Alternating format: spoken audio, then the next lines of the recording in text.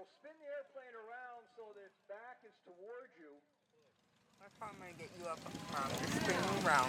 This is a wing warper, meaning that as the, we demonstrated other parts. So there's the rudder. He uses the rudder bar. There's the wing warping. See the stick in his left hand from side to side, bends the wing?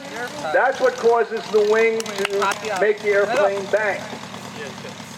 That's for me to wake up tomorrow. I think it's a great wake up. It also is not a very effective system. The difficulty with it being that it just simply does not give you very positive and fast control.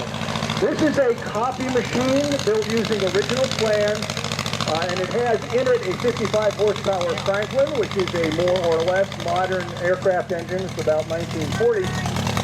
It originally had a Roberts in it, but the crankshaft broke, and so in order to use it in the air shows, it's going to be more modern aircraft engines. As the Hanrio taxis pass, notice that fuselage, the body of the aircraft. That's made of strips of mahogany, and that now cleared, and here he comes.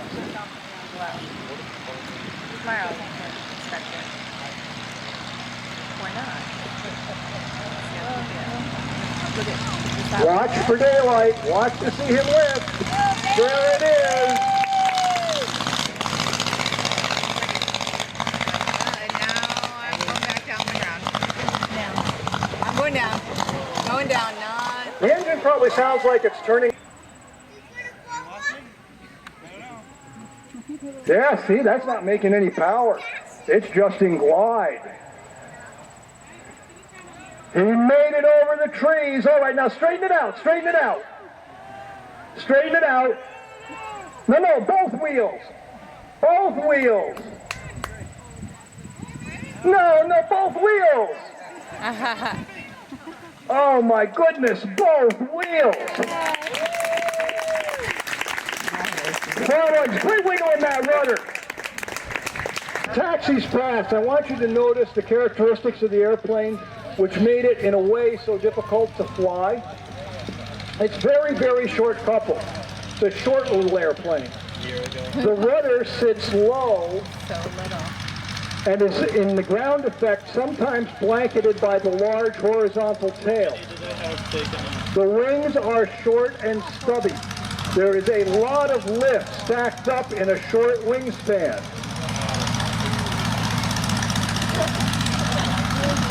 Center triplanes, although they are very famous, were very troublesome. They had a bad habit of shedding their upper wing. And the reason for that, well, actually there were two. One was the Coulter's factory was noted for shoddy workmanship. Here you go, full throttle, folks. Wow. Tails up and look how quickly it gets off.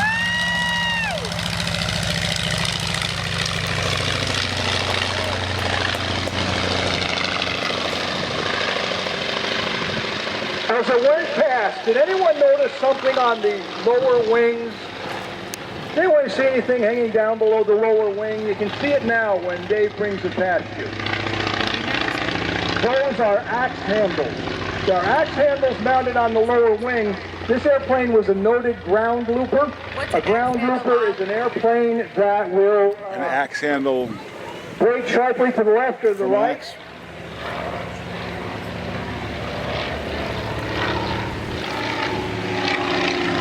On the landing rollout.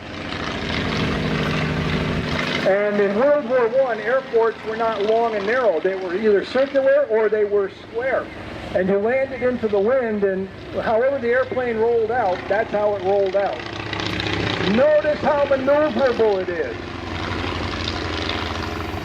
And that was really important. In World War I, the ability to turn was the ability to survive, to get on the tail of your opponent, or to escape. There's a bunny. You see the bunny?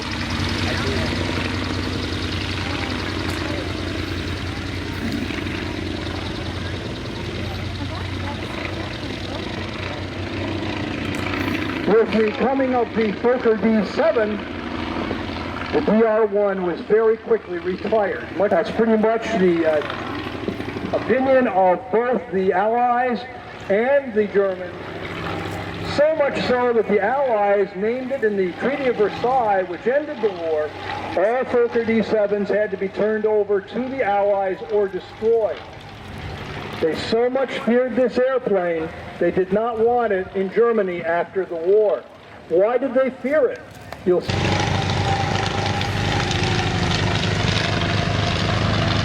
The pilot is wearing a scarf. You can see it trailing behind his helmet. It was not there for good looks. It was not there to keep his neck warm. The scarf was there so that he would be able to reach back, grab it, and wipe the castor oil off of his goggles, and thus see where he was going. A lot of romantic stuff sometimes has a real practical root.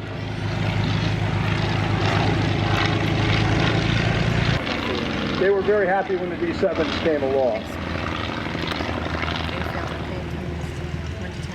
And the Fokker D-7 swinging in to take off. Here comes Ken Cassin's full throttle on the 180 horsepower Mercedes engine. This is a copy aircraft with an original engine.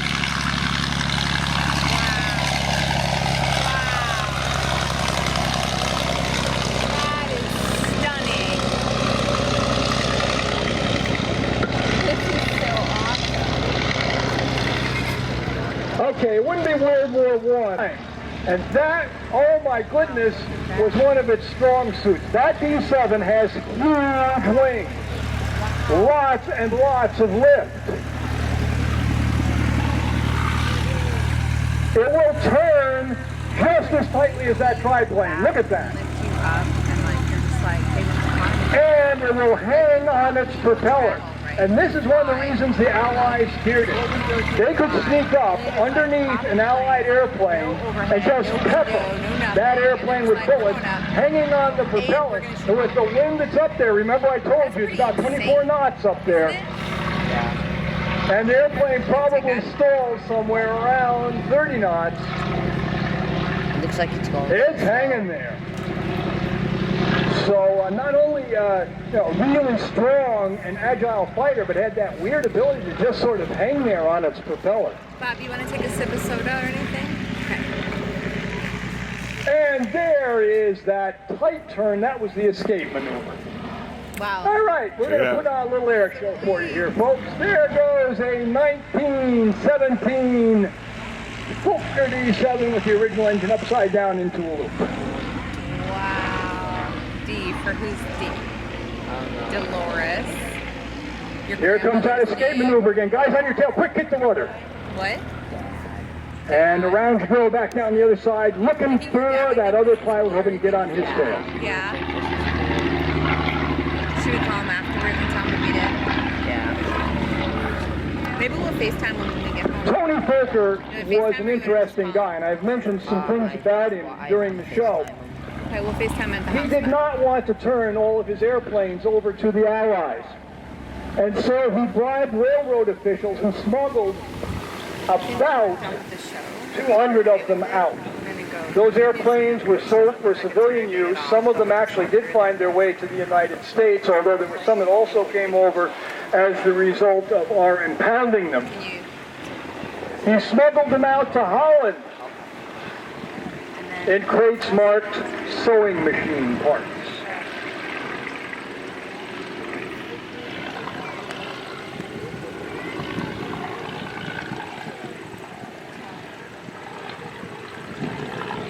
And smoke is on again, diving on down to pick up some speed.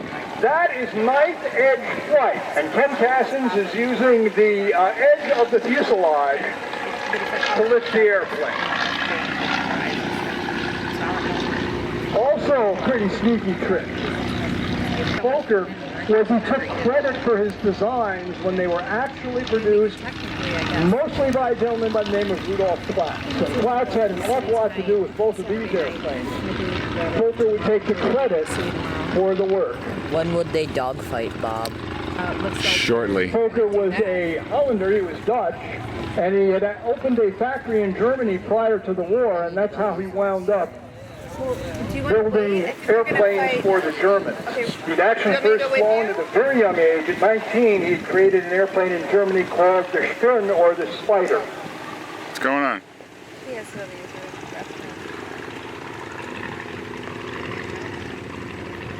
Keep my sunglasses and I'm going to kill him if they end up in the... When you're doing a formation turn, the guy on the outside always has the hard time. He's got to keep up.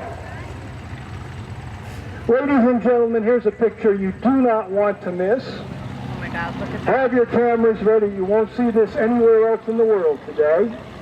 Is In the Kieran ever lead, here? the Fokker D.VII. In trail, the Fokker DI-1 triplane. Happily. Nice tight formation. Right? Absolutely. Would it be a boy trip or would you let me come too? And So wait, what happened? Watch. nice and straight. We want to see nice and straight, no bounce. Nice and straight, nice and straight, nice and straight. Look at the axe handles. They're there in case he drops a wing. It started to go just a little bit to the right. There it goes to the right again. And corrected, and he's down to a safe speed.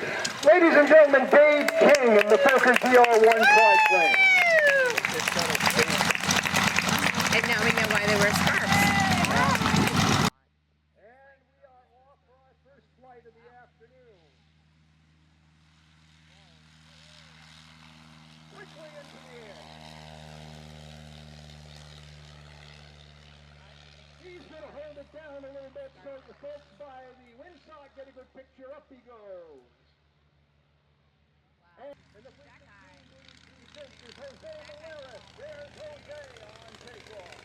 Up he goes. Up, up, up. That's powered by a 125 horsepower Kinner 5-cylinder radio engine. Both of these airplanes, contemporary, has over 40 years of operation at the aerodrome, I think in 4 separate cars. Farmer O'Harrigan, get off the runway! Will somebody get the farmer off the runway? Stu, can you get the farmer off the runway for me? He's not supposed to be out there. We're in air show mode now. Farmer, get off the field! Get off the field! You get off the field. We're in air show mode now. The de Havilland Tiger Moth based on the Gypsy steering section. Who likes the Piper Cub, which is the yellow one? Alright, a couple of Piper Cub fans. The Fleet, the blue one with the yellow wing. Okay, a couple of Fleet fans. And the Tiger Moth, red with the silver wing. I guess it's Tiger Moth. Don't let Dave King hear this. He's got a following here. Okay, here we go. 1, 2, 3, and here comes the ball.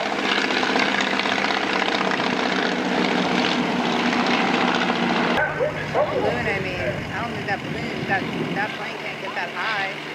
It can, but not fast Prime the enough. balloon, line up on the Maybe balloon. that's This is the higher one. He goes the middle one.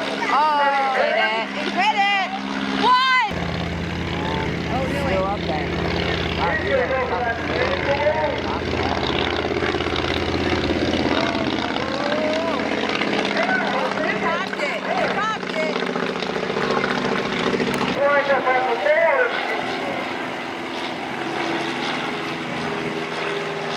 On that one. Now. That's pretty good. I think he hit. Jose gets a shot at that balloon. Look at that. Like, you guys-